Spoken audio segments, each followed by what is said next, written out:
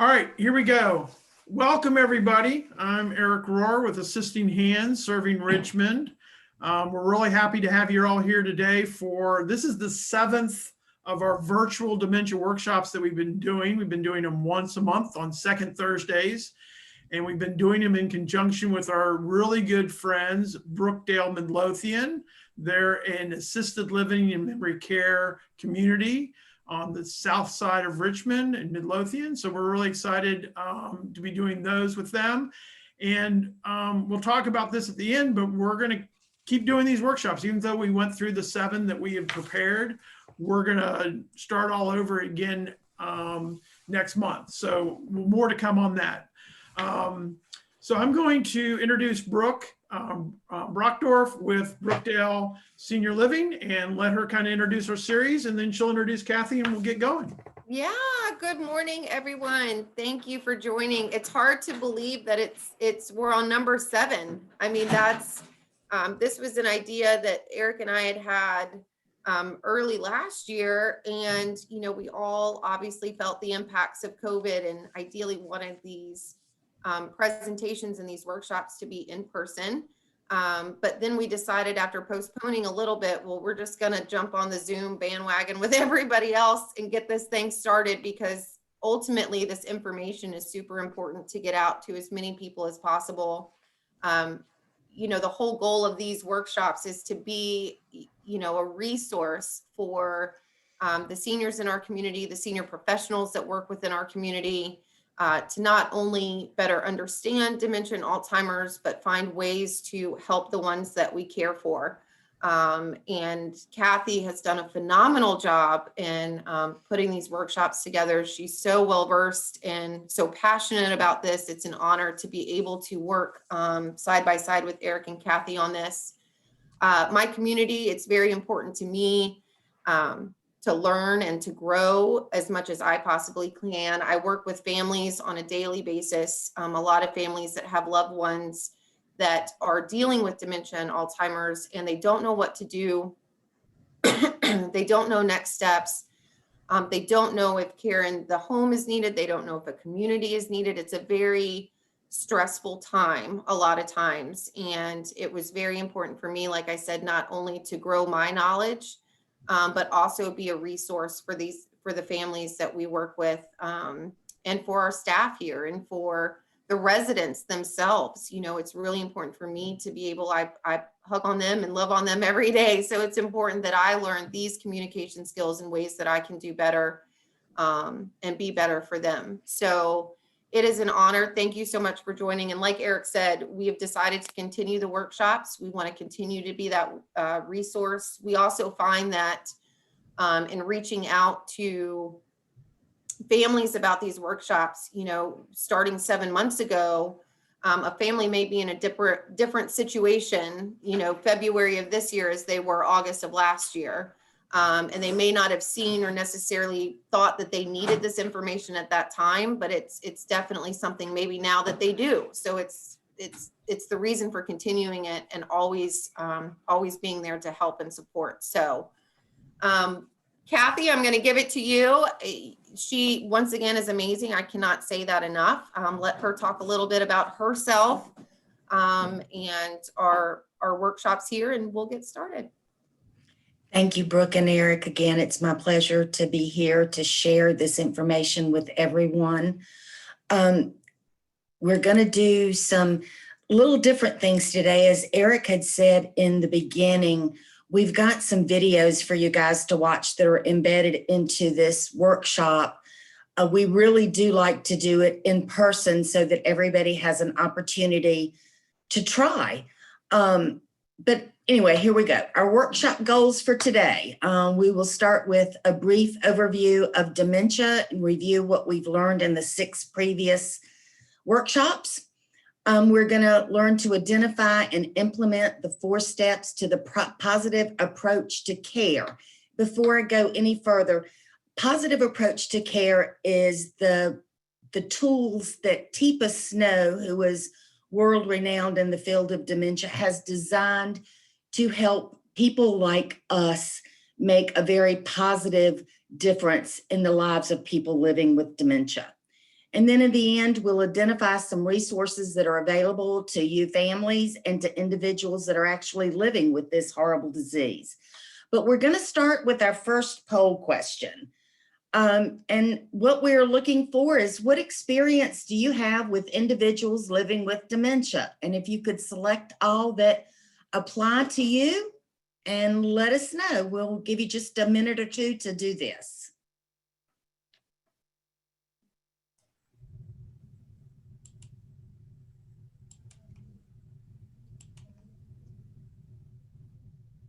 Okay. Go ahead, and I'm going to leave it just open for a few more seconds. Looks like almost everybody's answered. It looks like that most people have had some experience either as an individual or a professional dealing with dementia, but we have a few people that are just here to learn more. So that's always good to, and that's why we're here. I'll say real quick, as the owner of a home care business, obviously we have lots of clients with dementia, but as I was getting into home care, I had a personal kind of touch with this. My sister, who's just a few years older than I am, has early onset dementia. And I just really wish these resources had been available to me. And it's kind of ironic is that we're now leading these dementia workshops, but a couple of years before we actually got her diagnosed, it would help me kind of understand what needed to be done in order to kind of help her and then help the family with kind of in the resources. So I'm glad you all are here. All right, so I'm going to share the results real quick so you can see, and we'll kind of keep moving through. Go ahead, Cathy. Okay. Well, let's go ahead and review what we've learned in previous week workshops. We'll start with dementia is the umbrella term for a person's decline in memory and other cognitive abilities that is severe enough to interfere with your daily life, and it is not normal aging. It is estimated that as of yesterday, there are about 120 different types of dementias out there, and they're discovering more every day. It's also estimated that there's approximately 50 million individuals, with 5 million in the United States, are living with dementia. This number is going to double almost every 20 years and reaching 131 million by the year 2050. There's 4 things that we need to always remember about dementia, and that's at least 2 parts of the brain are dying. It keeps changing and it will get worse. It's very progressive. It's not fixable. It's not curable. It is chronic, and it can ultimately result in death. Now, when we say that there's 120 different types of dementia, I know that's kind of overwhelming, but there are 4 that you will learn that are the main types and what most people will hear. Alzheimer's is the first. Then we have dementia with Lewy bodies, which is where proteins are attaching to the neurons in the brain and causing a lot of different functions. We have vascular dementia, which is from losing air to the brain during any catastrophic event. It could be a stroke, could also be brought on by alcoholism and drug abuse. And then you've got the frontotemporal dementia. There are a lot of causes and risk factors for dementia, but these are the primary ones. Advancing age, it's probably the biggest risk factor, but dementia can also affect people as early as 40, 50, and 60. If there is a family history of dementia, that doesn't necessarily mean that you will get it, but it means that your chances are more likely than someone who doesn't have that history in their family. Genetics also plays a big part in dementia. And actually, there are the people that are living with Down syndrome are at a higher risk for dementia than some other folks. So you have to look at things like that. Then there are other risk factors in your brain health with alcoholism, drug addiction, and some illnesses like diabetes can bring on dementia. There are 10 common symptoms. memory loss that disrupts your daily life, your challenges in planning or solving problems, difficulty with completing familiar tasks, confusion with time or place, trouble understanding visual images and spatial relationships, new problems with words in speaking or writing, misplacing things and losing the ability to retrace your steps to find them, decreased or poor judgment. You might also see withdrawal from work or social activities, and changes in mood and personality. But also keep in mind, just because you may have one or two of these symptoms, or even 3 or 4, it does not necessarily mean that you have dementia. But what it does mean is that you probably need to get in touch with your physician and just make sure. So until there's a cure, there's a positive approach to care. There are 4 steps that are incorporated into providing the ultimate care to people living with dementia. And these steps allow you to do with and not to the person living with dementia. So you'll always connect with the person by using the following steps. We'll start with a personal physical approach, followed by a positive personal connection. We'll show you some positive action starters, and then hand under hand, which ultimately brings all of this together. When you are making your connections with someone, you need to incorporate the following. There are visual, verbal, and touch cues that can match their abilities. Smell and taste senses are amplified as dementia progresses and other senses start to deteriorate. You need to recognize unmet needs and distress. They could be both physical, which hunger, thirst, their energy levels could be down. They might not have eliminated appropriately. They might be in discomfort and have pain. There's also emotional unmet needs. And they could be angry. They could have sadness, loneliness, fear or anxiety. They could be bored or a combination of all. And you really want to create supportive environments and keep it simple keep it safe. You want to make sure you have good lighting. You want to make sure that you can regulate temperatures appropriately, whether heat to cold, cold to heat, cold to warm. And always be cognizant of the noise levels. People living with dementia do have high sensitivity to loud noise. So let's start with step 1, our personal physical approach. And you want to start by seeking their eye contact, but you don't want to immediately invade people's personal space. So what we recommend is that you pause at 6 feet, make your eye contact.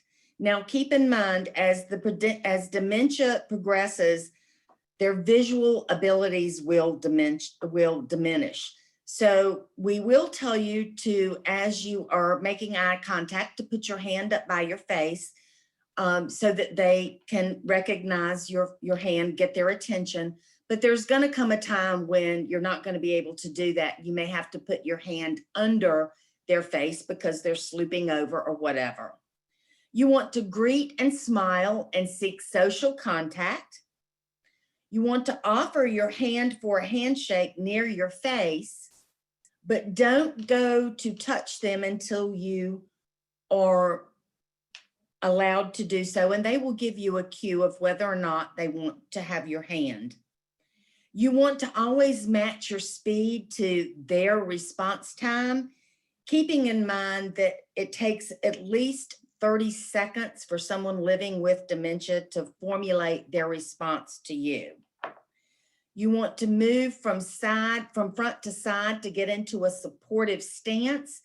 This keeps it from feeling like they are intimidated or that they're coming into your personal space too easily. You want to get side by side, but then turn your head to look at them.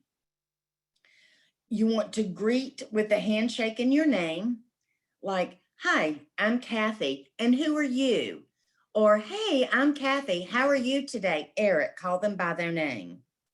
When you get their handshake, you want to slide into the hand under hand, which we'll show you shortly. Always make sure you get to a matched height, respecting their intimate space. It may be that you have to pull up a chair, you have to stoop down, but whatever you do, no leaning in. Leaning in is kind of intimidating to people living with dementia, especially if you're not at eye level with them. And again, always remember, use verbal, visual, and touch cues that can match their abilities to understand. Make sure that you know what their unmet needs are and distress, whether it's physical or emotional, and create supportive environments for the person living with dementia. When you are in a public space and you want to start the interaction, you want to approach from the front, moving slowly, getting into their visual range, pausing approximately 6 feet away. Keep your shoulders and your face back, respecting their intimate space. Again, no leaning in. Use the supportive stance, which is standing on their dominant side and then looking at them. You can offer your hand in the handshake position. If they extend their hand, then you want to approach slowly from the front with your hand extending. But again, wait for their response before continuing. Move into a handshake to the hand under hand and get at or below their eye level before getting in them by kneeling, squatting. Don't lean in. You want to use a positive statement, which we call a positive personal connection. That could be, let's try this. Show them what you want them to do with hand gestures or with your body. Do it this way. How about this? Or could you please help me to do something?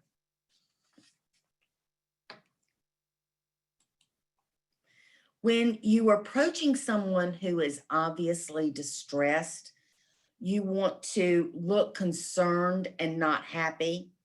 Show them that you have empathy for what they are going through. Try to determine the source of the distress if you can, and be very supportive. Let the person move towards you, keeping your body turned to the side in your supportive stance, not confrontational. If the person is seated and you don't get permission to enter their personal space, turn sideways and kneel 6 feet out. Offer greeting and handshake again, and then look for an okay to approach and come into their personal space. It usually will come at this time after you have had a more submissive posture by kneeling. After greeting, you want to try one of two options. If you're acknowledging an emotion or a feeling, it sounds like you are not feeling very well today. What's going on? You look like you might be cold. Should we get a sweater for you? Or if you're hot, if you're thirsty, can I get you something to drink? Would you like something hot, something cold? Always repeat the person's words back to them. If they are saying, where is my mom? What you might want to say, you're looking for your mom, and then pause and then ask them to tell you about their mom to kind of redirect and get their mind off of it. If the person says, I want to go home, you would say, you want to go home? And then pause again. Tell me about your home, or what do you need to do at home? You always want to redirect by saying something like, okay, I understand you want to go home, but offer a redirection. Remember to keep your voice calm, low, and rhythmic. Keep it short and simple, friendly. Give simple choices, this or that, this or something else. Use your objects to show them, don't just say it. Hold up or point to an item that you would like to use, possibly sharing in that dislike of the item or the task. When you are breaking down a task, move slowly and give it one step at a time. and give it maybe in a time frame of 1 to 5 minutes before you go on to the next step. Ask the person to try or to help you with, could we try this? Or would you please help me do this? You want to use empathetic statements. It sounds like, again, using your emotions. It sounds like you are upset, unhappy, whatever their emotion seems to be. It looks like you might be cold, hot, uncomfortable, give their condition. But it's always good to say, I'm sorry that happened to you. That's not okay. And it's also appropriate to say, I know this is hard for you and I hate it for you. Make sure that you let them know that you are very empathetic to what's going on in their life. So now we're going to come to our first video with our personal physical approach.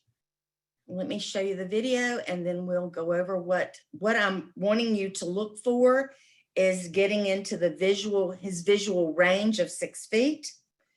I want you to see that I'm able to get his attention, which is our positive approach. I'll use a positive action starter. And then the result is we will be able to get him engaged and willing to participate. So let's watch our video. Hey, Cathy, before you start the video, one thing is you'll notice I'm wearing a mask, obviously. It's more of a tip to, with the current conditions. Look, Cathy's wearing a mask. She's actually wearing a clear mask because approaching people with dementia wearing a mask can add additional distress or confusion. So, that's kind of a tough situation, especially with COVID going around. You want to protect their health, but Cathy is using a clear mask in this case. So anyway, I just wanted to point that out as well. Okay, yeah, thank you, because I did forget. All right, let's watch our video.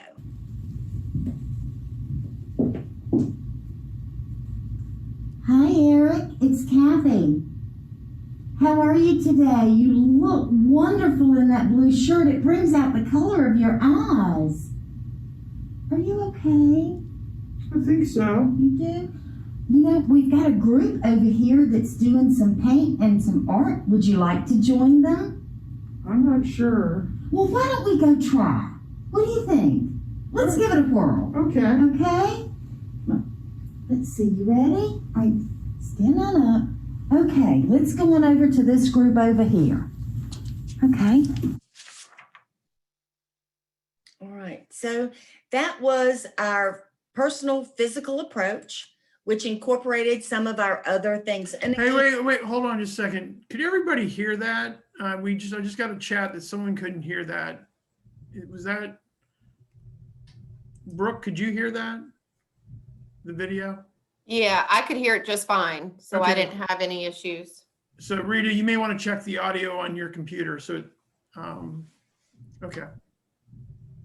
Okay, again, all of these steps are going to intermingle, but right now we'll talk about step 2, a positive personal connection.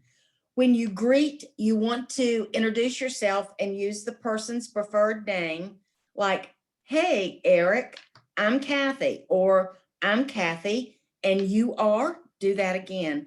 Always compliment them. Look for something of value, something that means something to them. Like I did with Eric, your shirt is really pretty. It brings out the color of your eyes. You want to share something, first something about you, and then allow them to respond. And that may be, I'm from North Carolina. Where are you from? And just try to get that connection going. You might want to point out something in their environment that they do very well. Like, you must love that flower. You take such good care of it. Or you really love that statue. Anything like that that you know means something to them, point it out and acknowledge that you know how well they take care of it. And then you want to seek, again, explore possible unmet needs, like what they want, like likes, wants, or needs. It's a bit chilly in here. Would you like a hot drink to drink? Would you prefer coffee or tea? Something along those lines. You want to always make sure that you acknowledge their reactions or their response. If it's positive and permission is given, move forward with whatever you want to do. If no permission is given in the beginning, back away and change something and then reapproach. And we'll have our next video. In this video, we're going to be looking for the greeting and the approach within 6 feet and making eye contact. We're going to determine his unmet need, and then we are going to try to redirect. I want to go home. I want to go home. I want to go home. I want to go home. Hi, Eric. It's Kathy. How are you today? I want to go home. Oh, I know. Tell me about your home. Just want to go home. I know you do. But can you tell me why? What's going on at home? I need to be there. I understand. My dog needs me there. Okay, all right. But you know, we need to eat some lunch first. It's a long journey. How about we go eat some lunch? And then I go home? Yes, we can talk about it after we eat, okay? Okay. All right, let's go over here and have some lunch. And then we'll just, here we go. And if you'll notice in the video, I did not promise him he could go home. I told him that we could talk about it. It's real important not to make promises to people living with dementia. Do everything you can to help them, but don't promise them they're going to go home. Don't promise them anything. Just try to redirect positively. I want to go home. I want to go home. Okay. Then we come to our step 3, which is positive action starters. And these are things that we need to do. So we've taken time to connect. Now we're going to get started. We're going to help them to make sure we compliment them in their skill in the area that you're asking them to do something, and then ask for their help. Like, you are so good at dusting. Can you help me do this? You want to try to help them. Hold or point to the item you'd like to use, possibly sharing in the dislike of that item or their task. Could we try this? And again, I know it's not very pleasant. I don't like it either, but it's something that we need to do. So can we try? Give them a choice using visual cues. You might want to offer 2 possibilities, or just give one choice with something else as an option, always doing this or that. But don't give them unlimited choices, because you'll be there all day because they won't be able to decide. You need to help with limiting that. You always want to keep it short and simple. Give only the first piece of information, and maybe again, offer a time frame of 1 to 5 minutes before you actually start. And then it's about time to, and tell what your task is. You only want to give a small portion of it at first, with leaning forward, helping them to stand up, and then walking off. There may be things that they just really want to do, but you've got to keep it going. You might want to give them a thumbs up, some type of positive affirmation, and general support that they are working with you. And then you want to thank them for their help. So we have another little action starters. And Kathy, Kathy, I'm sorry to interrupt. I have a question for you. sure. In regards to, since I'm in a memory care community and I assist here, and they're no longer maybe in their childhood home anymore, in the home that they've been in. And we do have residents at times that will say, I'm going home. I want to go home. My daughter's coming to take me home, whatever the situation might be. I sometimes, depending on the resident, will say, well, this is your home. You want to walk around and look at it? Let's look at your room. You know, I feel like maybe, am I correcting them by saying this is their home? What do you recommend in that situation? No, you're actually doing something very good to redirect, because even though you're letting them know that this is where they live now, you're giving them an opportunity to reaffirm that. And it's great redirection. Perfect. But Okay. one thing you want to avoid is you don't want to say, you don't live there anymore. This is your home. You need to keep it positive like you're doing. This is where you live now. So let's take a peek. Perfect. Thank you, Kathy. That's Yeah, good. and Kathy, I think another thing on the redirect is maybe asking them, well, tell us about where you grew up, or tell us about, where you're from. And then that, can give, maybe they need an outlet to kind of, what is on their mind that they're missing? What are they associating that makes it home as well? Right. So we're going to watch another video with trying to do a task. And let's see how this works out for us.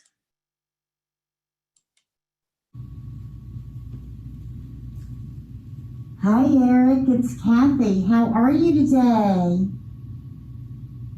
Not doing so good? Not good. I'm so sorry to hear that. It's time to take a shower. I bet taking a shower would make you feel so much better.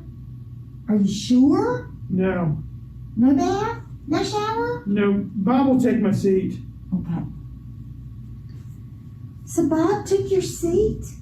I'm so sorry. That was not very nice of him, was it? Well, I'll tell you what, it'll be easier to get your seat back if we can take a shower and get cleaned up a little bit. What do you think? Let's go take a shower, and then we'll go talk to Bob together about your seat. Okay. Okay? All right, well, come on, let's go. There you go. Okay. Come on back. Boy, you sure do look good since you've had your shower. Have a seat. Wonderful. Well, I'll tell you what, thank you so much for working with me and getting that done. I really appreciate it. Can we talk to Bob, maybe? We sure can. Can you give me 5 minutes and then I'll come back and we'll go talk to Bob? Yes, Miss Kathy. Okay. Thank you again. I really appreciate it. Okay. So in this Oh, wait, I video, was just going to say real quick, Kathy, for HR purposes and common decency, we did not show the shower actually being done, which it never happened, but we just sparing you all from that.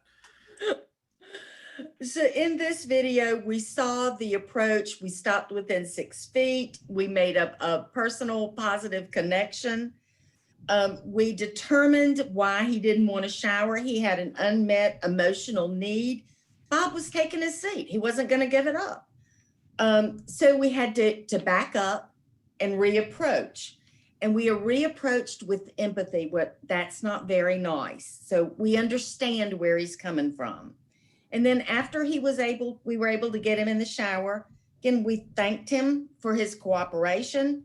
And then we offered a solution to meet his unmet need, emotional need, by telling him that, yes, we will go talk to Bob together about your chair.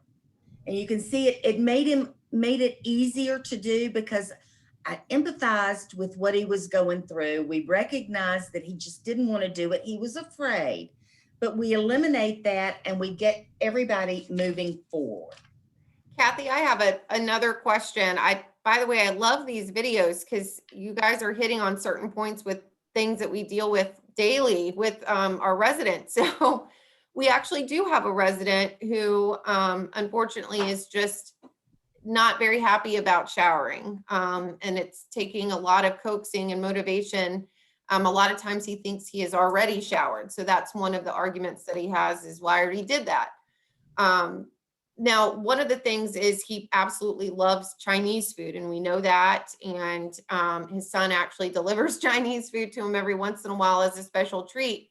So we've actually used the food, like how about a special Chinese lunch if we can get the shower taken care of? Is that okay? Or what do you say to that? Yeah, it's perfectly fine because I did the same thing. I offered him a bribe. I told him we would talk to Bob, but he needed to shower first. Okay. The thing about it is you want to make sure that the resident or the person living with dementia understands, or that you understand they are not a task. They are a person that needs a task done.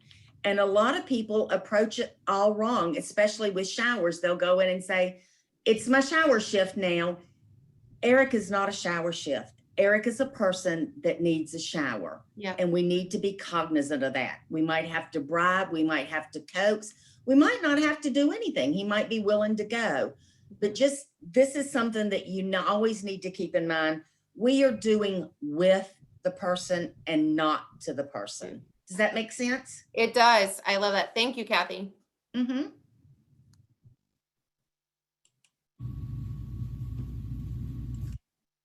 So now we get to one of the best parts of the personal approach to care, and that's the hand under hand. This gives support, it gives comfort, it allows you to guide and direct the movements and assist with fine motor parts of any task that might be necessary. You can use hand under hand with utensils, tools, materials, and again, we are doing with the person and not to the person. And before I show you the next video, what we really want you to understand is as dementia progresses, people are going to lose their fine motor skills, and we are going to have to help them. But it's always easier if we let them help us help them. So let's watch our next video and see what we wanted to see there.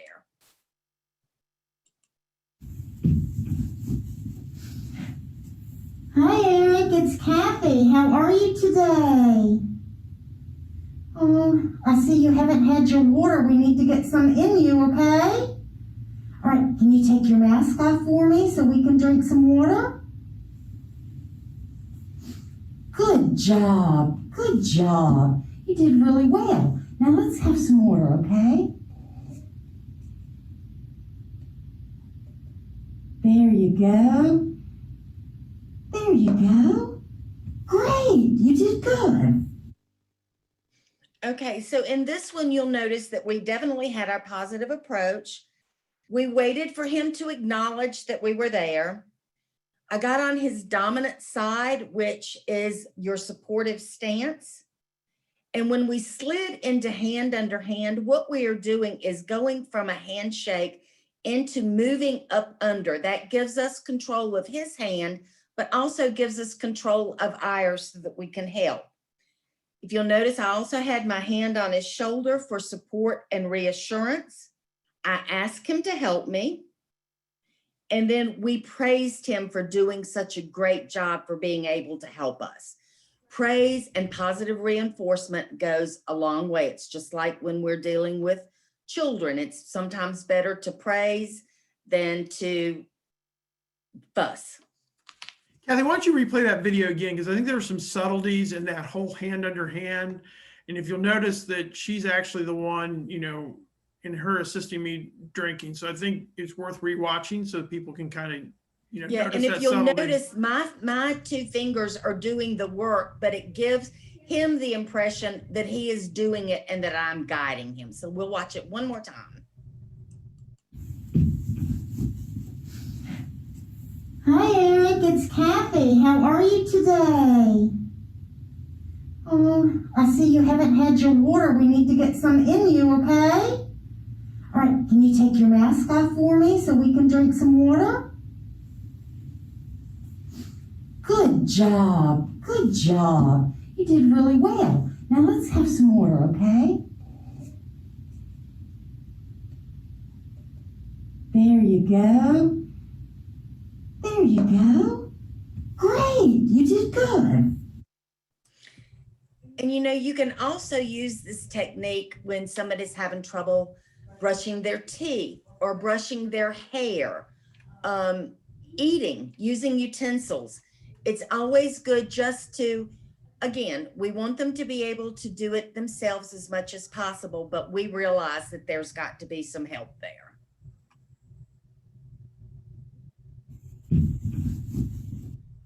Okay, so now we have incorporated all of the things that we need to do. We have made our personal physical approach. We have had a positive personal connection. We've used our positive action starters, and we slid into hand under hand. This is what we call connecting and making a positive connection. We have used verbal visual touch cues, and we've tried to match Eric's abilities. We have recognized his unmet needs and the distress that he's in. We've tried to create a supportive environment with comfort, positive statements, encouragement. So you always want to remember to respect their personal space and approach from the front, not from the side. You want to greet, compliment, and share something of value. Pause if there is some type of resistance. You want to back up. You want to seek, to be curious, and always help. Would you please help me do this? Or can we try this together? Give them the choice with this or that. Keep it simple and step by step. And then we get into our hand under hand. But it's really, really important that we are doing with and not to. People living with dementia are people that we love. They're not a task that needs to be done. They are still persons that need our love, our support to get those tasks done.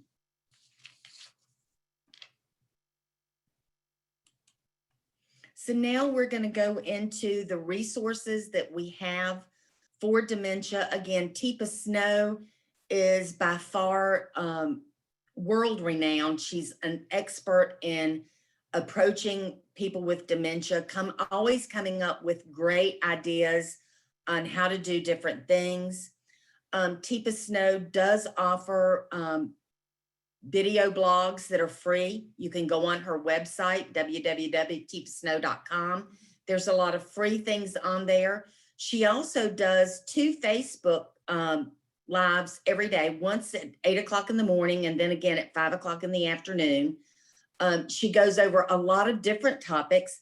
All this week, she's been talking about how to deal with COVID and people living with dementia, working with mask or no mask. So she's a very, very positive resource for everyone. And Cathy, let me just jump in. I'm just going to jump in here real quick. And I don't know if we made this point clearly, is Cathy is a certified positive approach to care dementia coach. So Cathy has trained directly with Teepa Snow and her team, and she's been certified by the Positive Approach to Care team as a dementia coach. And so just I want to make that very clear, is that Cathy is in fact an expert on this positive approach to care. We also can use AARP of Virginia.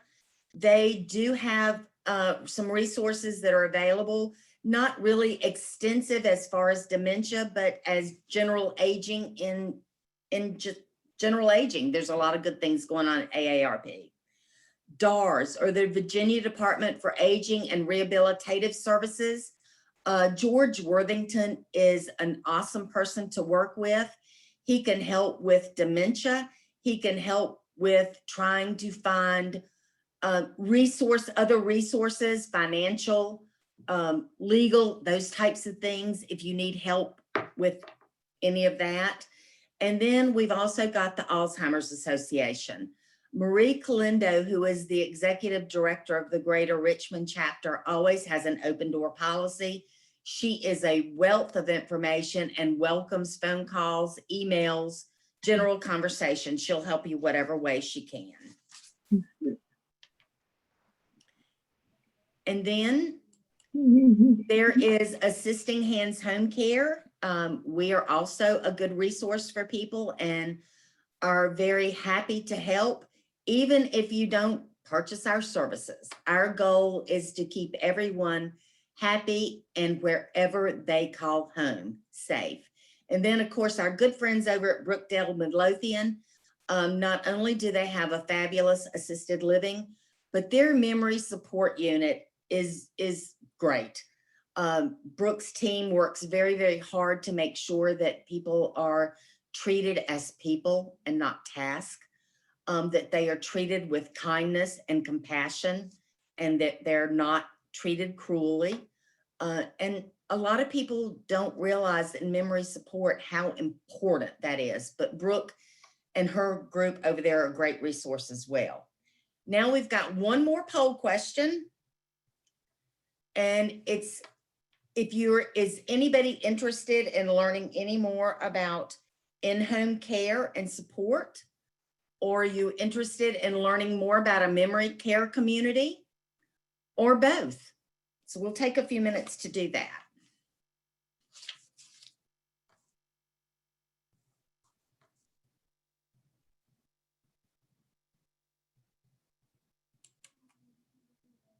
I'm gonna just give it a couple more seconds.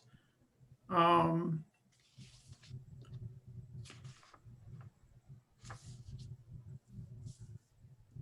right, I'm going to end the Okay. poll. All right, go ahead, Kathy, and just wrap it up and get to questions. Okay, so we have finished our first series of our second Thursday's Dementia Workshop Centers, but you know what? We're going to do it again. So we'll be starting over in March, Thursday, March the 11th, probably be 10 o'clock, but that will be determined. We're going to do the 10 early warning signs of dementia. And then each month after that, we'll take another one. Yeah. We hope. Yeah, and Kathy, I was just going to point out, we did reorder these after going through this and then us talking internally. We feel like this new order, you'll see when the slide changed, we just kind of move things around. It's probably a better progression of kind of starting with early warning signs and then kind of going through the whole kind of what are all the other things you need to do as you're preparing to live with dementia, communicating around dementia, some very specific conversations around dementia, legal, driving, medical, some things. The GEMS, which is probably my favorite of these workshops, really dives into different stages of dementia and kind of what people are going through and how to interact. The understanding and responding to dementia-related behaviors are some very specific behaviors like wandering, repetition, aggression, and strategies on how to deal with those dementia-related behaviors. And then, of course, the positive approach to care is the one that we just did. Okay. So now we'll open the floor for questions. If you have any, you can put them in the chat box. This workshop, like all the others, was recorded and it'll be available on our YouTube channel. And Eric will be sending out a link this afternoon to everybody who participated. And I also want to mention, if anyone out there needs a certificate of completion, we'll be glad to provide that to you. Just let me know. Understanding though, these are not considered continuing education units, but they are considered certificates of completion. And I'll be glad to provide that for anyone who needs that. Yep. So again, people, put your questions in the chat, comments, criticism of my acting abilities, whatever is fair game. Or if you would like, you can take yourself off mute if it's easier just to do it verbally rather than trying to type. And Eric, do we still want to keep recording the questions, or did we want to stop that? So then that way, if people have something Yes. more privately they want to ask, it won't be. Perfect. I'm going to turn off the recording right now. And again, thank you for all your participation, and we'll now turn it open, the floor open to questions.